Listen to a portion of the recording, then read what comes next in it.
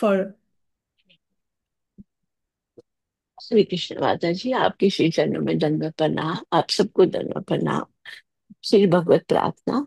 ओम नमो भगवते वासुदेवाय। ओम नमो भगवते वासुदेवाय। ओम नमो भगवते वासुदेवाय। नारायणं नमस्कृत्य नरं चैव नरोत्तमं देवीं सरस्वतीं व्यासं ततो जयमुदीरते। नष्प्रायशे प्रायशः भद्रेषु नित्यं भागवत सेव्या। भगवत उत्तम श्लोके भक्ति बर्वति नेष्टकी। कृष्णाय वासुदेवाय देवकी नंदनाय च नंद गोकुमाराय गोविंदाय नमो नमः।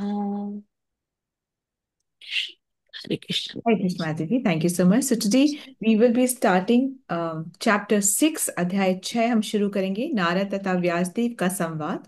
राधा माता जी, can you please take the shloka? Yes माता जी। हरे कृष्णा। आप सबको दंडवत प्रणाम। फर्स्ट फर्स्ट श्लोक। सूत उवाच एवं निशम्य भगवान् देव ऋषिर्जन्म कर्म च भूया पापृच्छतं ब्रह्मन् व्यासा सत्वती सुतः। सूत उवाच एवं निशम्य भगवान् देव ऋषिर्जन्म कर्म च भूया पापृच्छतं ब्रह्मन् व्यासा सत्वती सुतः। हरे कृष्णा। दंडवत प्रणाम माता जी, सभी को दंडवत प्रणाम। श्री सूत गोस्वामी ने कहा, हे ब्राह्मणों, इस तरह श्री नारद मुनि के जन्म तथा कार्यकलापों के विषय में सब कुछ सुन लेने के पश्चात ईश्वर के अवतार तथा सत्यवती के पुत्र श्री व्यासदेव ने इस प्रकार पूछा। थैंक यू माता जी, थैंक यू।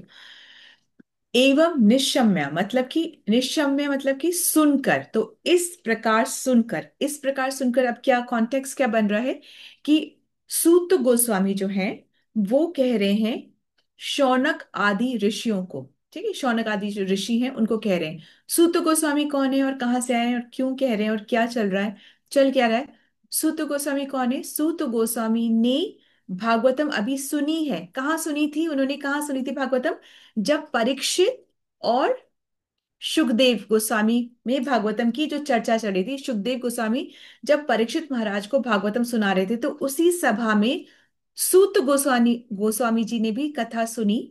और फिर वहां से वो नैमिषारण्य आए। वहां पर ऑलरेडी बहुत सारे ऋषिगण बैठ करके हवन की तैयारी कर रहे थे। किस लिए? जन कल्याण के लिए कर रहे थे। अब वहां पर जो शौनक आदि ऋषि हैं, जो शौनक है वो ऋषियों के जो एक लीडर हेड है, शौनक है, उन्होंने कुछ प्रश्न किए हैं on the behalf of the rest of the others. उन्होंने कुछ प्रश्न किए और उनके ये प्रश्न उत्तर चल रहे। तो यहाँ पर जो सूत गोस्वामी जो हैं वो कह रहे हैं, शौनक आदि ऋषि जो हैं, शौनक और रेस्ट ऑफ द ऋषि जो हैं उनसे कह रहे हैं, क्या कह रहे हैं कि जब नारद मुनि ने जन्म और कर्म के बारे में, अपने मतलब जन्म और कर्म के बारे में व्यास देव जी को बताया। व्यास देव जी कौन है, किसके पुत्र हैं व्यास देव जी? पराशर मुनि और किसके? सत्यवती सत्य। के पुत्र हैं व्यास देव जी। तो जब व्यास देव जी जो कि सत्यवती और पराशर मुनि के जो पुत्र हैं, तो उन्होंने जब सुना नारद के जन्म और कर्म के बारे में तो बहुत एक्साइटेड हो गए। और वो, और उन्होंने और प्रश्न करे और वो और जानना चाह रहे थे, उन्होंने और आगे भी प्रश्न किए। तो एक्चुअली नारद मुनि ने अभी तक क्या बताया? उन्होंने बताया कि मैं कौन था, ये उन्होंने बताया। उन्होंने क्यों बताया मैं कौन था? ऐसे नहीं कि मटेरियल जगत में जैसे हम अपना इंट्रोडक्शन देते हैं तो कम से कम हम 10 मिनट तक अपने बारे में बोलते रहते हैं कि मैं ये, मैं वो, मैंने ये करा, मेरी ये इंडस्ट्री, हम बोलते रहते हैं अपने ही अपने बारे में। किस लिए बोलते हैं? अपना ग्लोरिफिकेशन करने के लिए, जिससे कि हमारी धाक अगले पे जम सके और वो हमें सीरियसली ले सके। बेसिक पर्पस ये होता है। अभी नारद मुनि ने क्यों बताया कि मैं कौन था? उन्होंने इसलिए बताया क्योंकि वो भक्ति की महिमा बताना चाह रहे थे। भक्ति की महिमा कैसे बताना चाह रहे थे? वो ये बता रहे थे कि एक्चुअली में वो तो सिर्फ दासी पुत्र थे। ना उनके पास प्रॉपर एजुकेशन थी, ना उनके पास कोई बहुत फ्रेंड सर्कल था, अक्लेम्ड सोशल ग्रुप था उनके पास में, और उनके पास कोई रिसोर्सेज भी नहीं थे, और वो तो एक दासी पुत्र थे। परंतु भक्तों के संग में रह करके, शुद्ध भक्ति समझ करके और शुद्ध भक्ति करके वो नारद बन गए। तो वो इसलिए अपने एग्जाम्पल दे रहे हैं कि भक्ति में बहुत पोटेंसी है, अगर वो कर सके तो कलयुग के प्राणी भी कर सकते हैं। इसलिए भक्ति का महत्व बताने के लिए उन्होंने अपने बारे में ये बताया, ऐसे बताया, ठीक है। अब जो व्यास देव जी है वो ये सुन के बहुत उत्सुक हो गए, वो ये सुन के बहुत एक्साइटेड हो गए। तो ये जो एक्साइटमेंट है, ये उत्सुकता है, ये हमारी भक्ति के लिए बहुत अनिवार्य, बहुत जरूरी भी है और बहुत लाभकारी भी है। तो क्या होता है कि ये एक्चुअली में रियल वेल्थ है। जैसे कि हमें अगर कोई बोले कि सुबह हम मैं सुबह 5 बजे आके मिलता हूँ, मुझे आपको कुछ 2 करोड़ का सोना देना है, तो हम कितना एकदम अलर्ट होकर के, हम गिन करके, देख करके, तोल करके हम लेंगे ना। एक्चुअल में वो रियल वेल्थ नहीं है। रियल वेल्थ ये है कि हमें भक्ति में एक्साइटमेंट हो, और एक्साइटमेंट से हम सही रास्ते पे चलने के लिए वो उत्साह हो। ठीक है, तो ये दैट इज वेरी इंपॉर्टेंट। कभी कभी ऐसा होता है कि भगवान परीक्षा लेते हैं, ऐसा होता है भगवान चेक चेक करते हैं कि क्या ये वाकई में लेने के योग्य है। क्योंकि एक्चुअली कोई यदि गुरु देना भी चाहे तो शिष्य के पास वो पात्र तो होना चाहिए ना लेने का। यदि पात्र नहीं होगा तो गुरु देता जाएगा, और वो पात्र नहीं होगा तो सब बिखरता जाएगा। तो इसलिए भगवान जो होते हैं वो कई बार चेक करते हैं कि इसको ये मैं दे रहा हूं तो क्या ये लेने के लायक भी है। तो बस it's just a very simple check from Krishna side, तो उसमें हमें हताश नहीं होना चाहिए, ठीक है। यहाँ पर नारद मुनि ने अपना एग्जाम्पल देके बताया कि देखो मैं ऐसे, मेरे पास कुछ नहीं था पर फिर मैं नारद बन गया। तो अपना एग्जाम्पल देते बताते हैं कि इम्पॉसिबल नहीं है, दिस इज पॉसिबल। तो एक्चुअली में भगवान से ज्यादा भी भक्तों की जो लाइफ स्टोरी होती है, भक्तों की जो एक्सपीरियंस होते हैं वो ज्यादा इंपॉर्टेंट होते हैं। क्यों?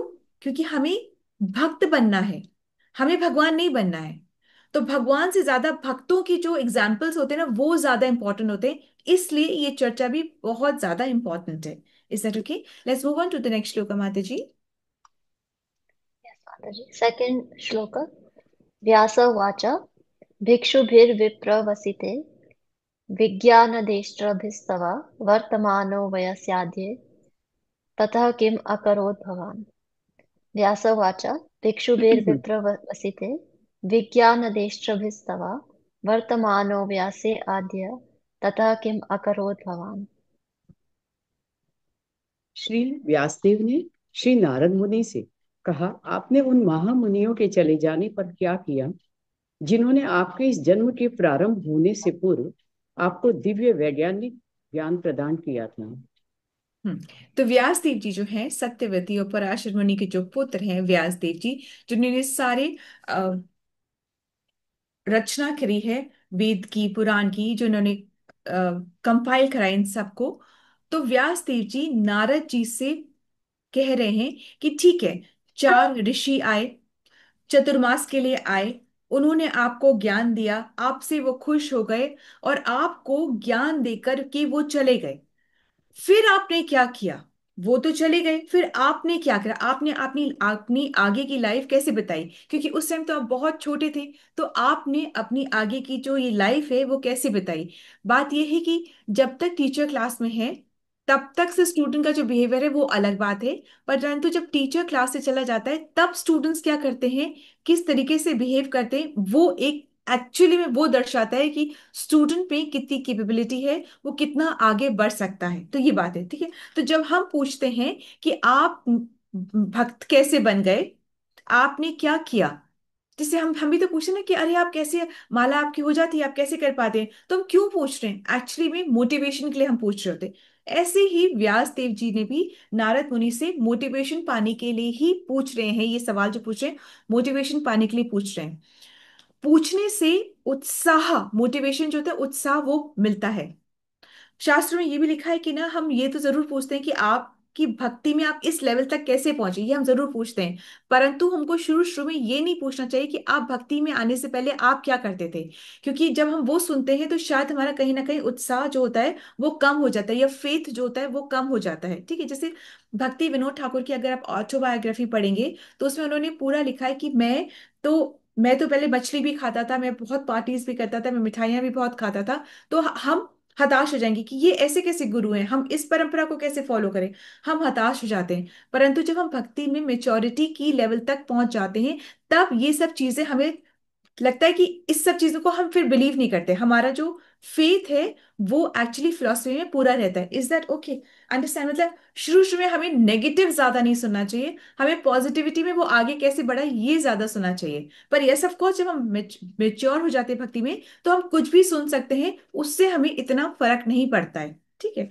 तो नारद मुनि से अभी व्यास देव जी बहुत इंस्पायर हो रहे हैं। नारद मुनि अभी से इसलिए इंस्पायर हो रहे हैं क्योंकि नारद मुनि जो हैं वो दासी पुत्र से नारद बन गए। नारद बनने से पहले जो इनका पिछला वाला जो जन्म था ना, वो पता है कैसे था? वो ऐसे था कि वो एक गंधर्व थे। और जो गंधर्व, ही वॉज काइंड ऑफ वो प्ले बॉय है ना, उस तरीके से थे। और उनका नाम था, उनका जो पेट नेम था वो था हुहू। हुहू उनका पेट नेम था। और उनका जो एक्चुअल नेम था वो था उपब्रहन।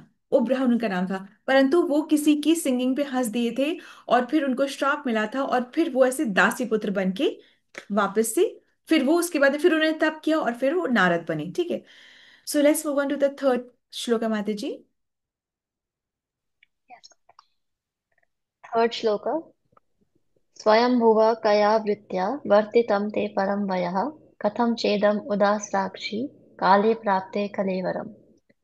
स्वयंभुव कयावृत्या वर्तितं ते परं वयः कथं चेदम् उदास्राक्षि काले प्राप्ते कलेवरम्। हे ब्रह्मा के पुत्र, आपने दीक्षा लेने के बाद किस प्रकार जीवन बिताया और यथा समय अपने पुराने शरीर को त्याग कर आपने ये शरीर कैसे प्राप्त किया? थैंक यू माता जी। स्वयं भुवा, स्वयं ब्रह्मा है, स्वयं भुवा मतलब ब्रह्मा के पुत्र।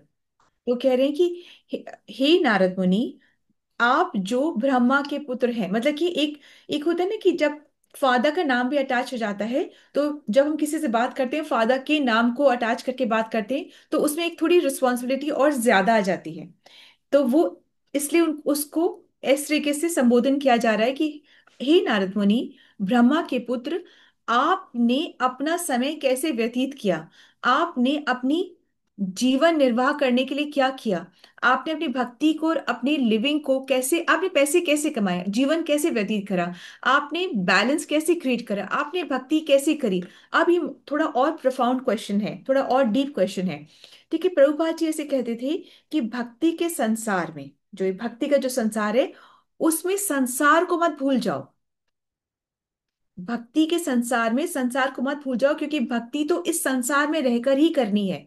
तो इस संसार में बहुत सारे ऐसे कार्य हैं जो कि अनिवार्य हैं, जो कि कंपलसरी हैं, और जो कि हमें करने ही पड़ेंगे, भक्ति के संग संग हमें करने ही पड़ेंगे।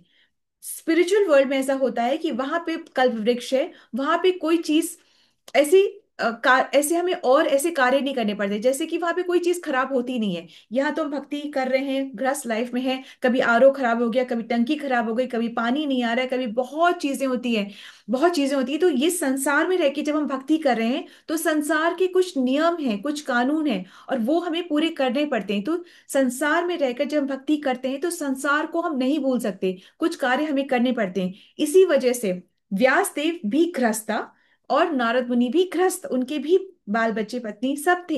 तो अब वो भी इस लेवल की भक्ति में पहुंच गए। तो ऐसा नहीं कि ये बिल्कुल अलग से लोगों के लिए है, ये गृहस्थ लोग ही आपस में ऐसे बात करें कि आपने कैसे मेंटेन करा, ये लिविंग कैसे मेंटेन करी, ये आपने लाइफ, आपने जो भक्ति थी वो कैसे बैलेंस करा, मेंटेन करा। व्यास देव जो कि परमहंस के लेवल पे थे, वो भी ये प्रैक्टिकल क्वेश्चंस पूछ रहे हैं कि how did you do it, क्योंकि संसार में ही रहकर भक्ति कर रहे हैं, तो आपने ये कैसे करा। सेकेंड लाइन में बोल रहे हैं कथम च इदम उदस त्राक्षी। इसको आप ध्यान से सुनिए। त्राक्षी, उदस, उदस मतलब होता है छोड़ना, उदस मतलब होता है कि छोड़ना। तो आपने किस प्रकार छोड़ा, क्या छोड़ा? त्राक्षी। द्राक्षी क्या होता है अब आप सुनिए, कि जो कुछ हमने खुद अपनी आंखों से देख के सोचा समझा है, ये सृष्टि है, इसको हम अपनी आंखों से देख रहे हैं, इसको हम आप आंखों से देख करके हम कुछ एक विचारों को बना रहे हैं, विचारों से हमारा मन बन रहा है, और मन से हमारा व्यक्तित्व बन रहा है।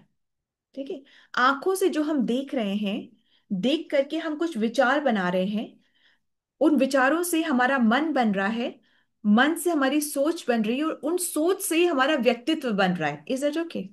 तो उदस त्राक्षी मतलब जो कि आपने अपनी आंखों से देखा, उस सबको आपने कैसे छोड़ दिया? मतलब आपने जो आपके जो प्री कंसीव नोशंस होते हैं ना, कि हमारे नोशंस होते हैं कि हम तो ये कर सकते हैं, हम तो ये नहीं कर सकते, हमने ये देखा, हमारा एक्सपीरियंस, हमारा मन, हम बहुत दुनिया देखी है, हम जानते हैं, इन सब चीजों को आपने कैसे छोड़ा? तो असच कथम च इदम उदस त्राक्षी। त्राक्षी मतलब आंखों से देखी गई चीजें, जिससे कि आपने विचार बनाए, और उन विचारों ने आपको बनाया। आप क्या हैं? यू आर अ क्या बोलते हैं, बंच ऑफ थॉट्स ओनली ना। हम क्या हैं? हम अपने विचार ही हम खुद हैं। तो आपने अपने इन प्री कंसीव्ड आइडियाज को, इन प्री कंसीव्ड नोशंस को आपने कैसे छोड़ा? जैसे होते हैं ना, उसको बोले उदस त्राक्षी। जैसे उदासीन, उदासीन का क्या मतलब? सीन मतलब कि इस संसार में बहुत लिप्त हैं, और उदासीन मतलब कि लिप्त नहीं है, अलग हो गए, छोड़ दिया। उदासीन मतलब विरक्त हो गए। तो इस तरीके से उदस साक्षी की आपने आपने किस प्रकार इस प्री कंसीव नोशन को आपने छोड़ा। और यहाँ पे ये कहने का भी तात्पर्य है कि जब काल आया, तो आपने अपने शरीर को कैसे छोड़ा? आप कैसे, मतलब आपने अपने शरीर, आपने जीवन कैसे व्यतीत करा, नंबर वन क्वेश्चन है। और आपने अपने शरीर को कैसे छोड़ा, ये सेकंड क्वेश्चन है। ठीक है, there are two questions. First is कि आपने अपना जीवन कैसे व्यतीत करा, लिविंग कैसे करी, आपने सब कुछ कैसे करा, ये फर्स्ट क्वेश्चन है। सेकंड है, आपने अपना शरीर कैसे छोड़ा। तो एक्चुअली में यहां पर धर्म का रोल आता है, यहां पर धर्म का रोल आता है, कि धर्म हमें सिखाता है कि हमें किससे कितना कैसा व्यवहार करना है। धर्म हमें सिखाता है कि हमारे आचार विचार, हमें कितना घूमना फिरना है, कैसे खाना पीना है, कैसे उठना बैठना है, कैसे किसी के प्रति रिस्पेक्ट करनी है, खुद के लिए रिस्पेक्ट नहीं चाहनी है, कैसे हमें इस मटेरियल वर्ल्ड में बिहेव करना है। ये कौन सिखाता है? ये हमें धर्म सिखा रहा है। तो यहाँ पे व्यास देव जी सब कुछ नारद मुनि से पूछ रहे हैं कि आपने कैसे बैलेंस करा, किस प्रकार से आपने भक्ति करी, कैसे आपने अपना जीवन निर्वाह करा, और फिर कैसे आपने अपना शरीर त्यागा, ये पूछ रहे हैं। ठीक है, so let's move on to the next shloka Mata ji. Fourth verse. प्राक्कल्प विषयाम् एतां स्मृतिं ते मुनिसत्तमा नयि एषा व्यवधात् काला एष सर्वा निराकृति। प्राक्कल्प विषायम् एतां स्मृतिं ते मुनिसत्तमा नयि एषा व्यवधात् काला एष सर्वा निराकृतिः। हे महामुनि, समय आने पर काल हर वस्तु का संहार कर देता है। अतएव यह कैसे संभव हुआ कि यह विषय जो ब्रह्मा के इस दिन के इस दिन के पूर्व घटित हो चुका है, अब भी आपकी स्मृति में काल द्वारा अप्रभावित जैसे का तैसा बना हुआ है। थैंक यू माता जी। प्राक कल्प है, मतलब कि जो ये पिछले कल्प में हुआ, ये जो आप बता रहे हैं ना, ये सारी कहानी जो आपने अभी हमें सुनाई है, कि आप दासी पुत्र थे और फिर आप ऐसे बने, ये तो सब पिछले कल्प की, ब्रह्मा के पिछले कल्प की कहानी है, पिछले पिछले कल्प की कहानी है। तो वक्त के साथ तो सब कुछ खत्म हो जाता है, हमें तो 2 दिन का याद नहीं रहता, आपको पिछले कल्प का कैसे याद है? बेसिकली ना, ये क्या होता है कि हर ऐसा है, ये यहाँ पे ऐसा होता है कि ये रेपिटेशन पे रहता है। तो कई बार क्या होता है, हमें लगता है कि कहानियों में कुछ डिफरेंस लगता है, जैसे स्क्रिप्चर्स में जो बातें कही जाती हैं, उसमें हमें कुछ डिफरेंस लगता है। तो एक्चुअली ये होता है कि ना, ये सब रेपिटेशन में रहता है। ब्रह्मा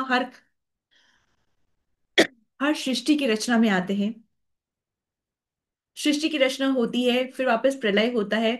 तो अब ये बताया जा रहा है कि ये आए तो पिछले कल्प की बात है, फिर वापस सब प्रलय हुआ, फिर वापस सृष्टि की रचना हुई, फिर वापस से सब कुछ हुआ। तो आपको इतना पहले का कैसे याद है? वक्त के साथ तो सब कुछ क्षीण हो जाता है, सब कुछ खत्म हो जाता है। हमें तो 2 दिन का भी याद नहीं रहता। आपको ये पिछले कल्प का कैसे याद है? क्या आप पर समय की कोई प्रहार नहीं रहा? क्या आप पर समय ने कोई कार्य नहीं करा? आपको इतना याद रह गया? ये बोल रहे हैं, ठीक है। माता जी थोड़ा सा पढ़ेंगे, फिर मैं आपको और इसके पॉइंट्स बताती हूँ। रीड द तात्पर्य, बिकॉज वी हैव टाइम तो वी कैन रीड। जिस जिस प्रकार भौतिक शरीर के विनाश के पश्चात भी आत्मा नष्ट नहीं होता, उसी प्रकार आध्यात्मिक चेतना भी नष्ट नहीं होती। श्री नारद मुनि ने पूर्व कल्प में, जब उन्हें यह भौतिक शरीर प्राप्त था, तभी ये आध्यात्मिक चेतना विकसित कर ली थी। भौतिक शरीर की चेतना का अर्थ है भौतिक शरीर के माध्यम द्वारा अभिव्यक्त की गई आध्यात्मिक चेतना। यह चेतना निकृष्ट, विनाशशील तथा विकृत होती है, लेकिन आध्यात्मिक स्तर पर अति मानस की पराचेतना आत्मा के समान ही श्रेष्ठ होती है और कभी विनष्ट नहीं होती। हाँ, ठीक है मैम जी। तो वो बता रहे कि उन्होंने इतनी ज्यादा भक्ति करी थी, इतने अच्छे से स्ट्रांग भक्ति करी थी कि उनका पूरा जो बॉडी था वो स्पिरिचुअल हो गया था। और स्पिरिचुअल बॉडी जब हो गया था तो उनको पहले की बातें भी इतनी स्ट्रांग याद थी। क्या कोई भी ऐसे एग्जाम्पल है जहां हमें ये देखते हैं कि पहले की भक्ति इस लाइफ टाइम में भी याद रही हो? पहले की भक्ति इस टाइम लाइफ टाइम में भी याद रही हो? गजेंद्र, है ना, गजेंद्र, उसको भी ऐसे याद था। तो ऐसे बहुत सारे एग्जाम्पल्स हैं जहाँ पे पिछली लाइफ टाइम की हमको भक्ति भी याद रही हो। और एक्चुअली ऐसा तब होता है जब हम, जैसे हम किसी चीज को लाइफ में प्रायोरिटाइज कर लें, तो फिर हम उसको भूलते नहीं हैं। अगर हम किसी चीज को अपने जीवन में बहुत महत्व देते हैं तो फिर उस चीज को हम भूलते ही नहीं हैं। और इसी प्रकार से जो भक्ति होती है उसका कभी नाश नहीं होता है। और भक्ति को अगर प्रायोरिटाइज करके की जाए तो भक्ति का जो संदेश है, जो भक्ति के जो आपने जो करी उसके जो पॉइंट्स हैं, वो जो परसेंटेज है, वो कभी भी घटती नहीं है। जो स्पिरिचुअल नॉलेज है, जो अध्यात्म की नॉलेज है, वो life after life, life after life चलती रहती है। बाकी जितनी भी नॉलेज है वो ऐसे, अगर हम इस लाइफ में डॉक्टर बन गए तो हमको अगली लाइफ में वापस से पढ़ाई शुरू करनी पड़ेगी। हम वापस से डॉक्टर की पढ़ाई वापस से शुरू करेंगे। परंतु इस लाइफ में हमने भक्ति कर ली है 10% भी, तो अगली लाइफ में हम 11% से शुरू करते हैं भक्ति को। ठीक है, इज दैट ओके? यही है कि वो स्पिरिचुअल हो गई थी उनकी नॉलेज, तो उनको भक्ति का सब कुछ हर कल्प का उनको याद था। Is that okay? So this is what we understand from this shloka. If you have any questions, you want to share anything, so the forum is open.